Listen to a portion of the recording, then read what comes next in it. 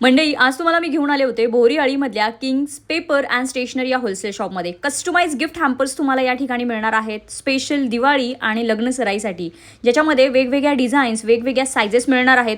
Customise तुम्ही collection हे करून घेऊ शकता. सिंगल जार, डबल जार असं तुम्हाला मल्टिपल ऑप्शन्स इथे आहेत.